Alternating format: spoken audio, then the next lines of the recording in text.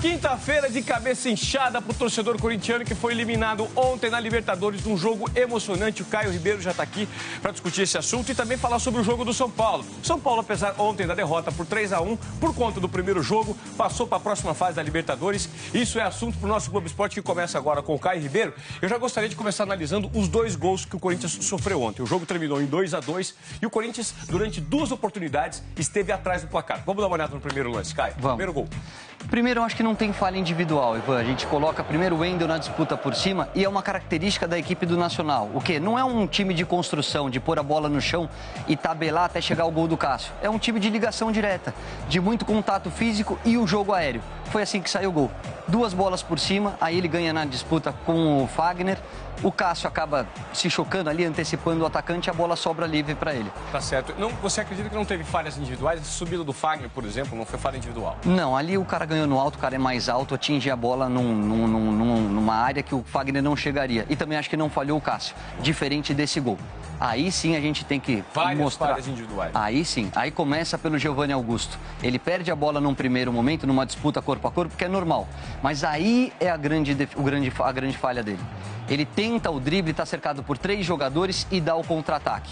Nessa hora, o Wendel sai para o bote, mas ele corta a linha do passe. Na verdade, não foi uma falha do Wendel aqui? Eu acho que não, Ivan. Eu acho que é muito mais mérito do atacante. E o rebote do Cássio? Se existe a falha, é do Cássio. O Cássio me está dando a impressão de estar um pouco inseguro.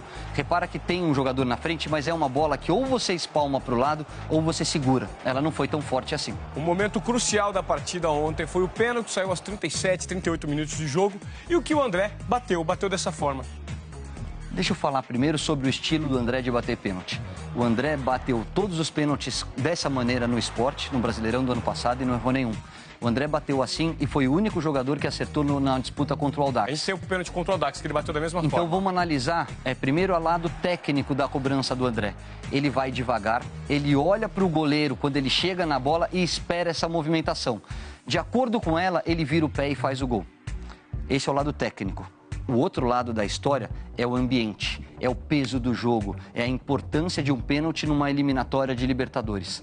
Nessa hora o jogador tem que entender e não pode correr risco, Ivan. É, né? Define o canto, vai lá e dá uma pancada. Bate com convicção, bate firme, porque se você erra, passa um ar de displicência. O André não foi displicente, é o estilo dele, mas o torcedor tá bravo com ele. A gente tá vendo os pênaltis que essa semana Fernando Torres errou, Thomas Miller errou, Lucas Prato errou, um monte de gente tá errando pênalti, cara. É, porque os goleiros evoluíram muito, mas são estilos diferentes de batida. Você vê que a maioria deles ou bate forte ou define um canto e vai convicto. O André é o único que tenta movimentar o goleiro. Vamos dar uma olhada no que o Elias falou sobre essa questão dos pênaltis. A evolução é clara dos goleiros. O treinamento foi aprimorado, estão ficando mais rápido, estão ficando maiores, isso dificulta para os batedores. Agora, Caio, é impressionante a quantidade de chances perdidas do Corinthians ontem. Chances individuais, a gente separou umas no primeiro tempo, outras no segundo tempo. Eu queria que você falasse sobre isso. Poderia ter classificado, né? Poderia. O Corinthians jogou mais bola que o Nacional. Cada um tem um estilo de time. O Corinthians é de triangulação, é de movimentação, é de volume e criar oportunidades. Não soube aproveitá-las. O Nacional joga com o que ele tem de melhor. O quê? A bola aérea e o corpo a corpo, a força física. Foi assim que ele colocou o Corinthians em dificuldade. Eu ouço muito, principalmente do Casagrande e alguns comentaristas, que o Tite não pode manter esse esquema de jogar do Corinthians com as peças que ele tem. Porque as peças são diferentes, com menos qualidade das peças que tinham no ano passado, com o Jadson, com o Renato Augusto. Você concorda? Eu acho que esse time não tem o talento individual que o time campeão brasileiro tem. Naquele estágio do ano, que é parecido com o que o Corinthians foi eliminado ontem, que foi o jogo contra o Guarani, o Corinthians, você olhava para o Jadson, você olhava para o Renato Augusto, você tinha alguns caras que na hora do vamos ver, eles decidiam o jogo para você. Esse Corinthians não tem. E aí, mais do que o sistema, o que me estranhou foi a ausência do Marlone no banco de reservas.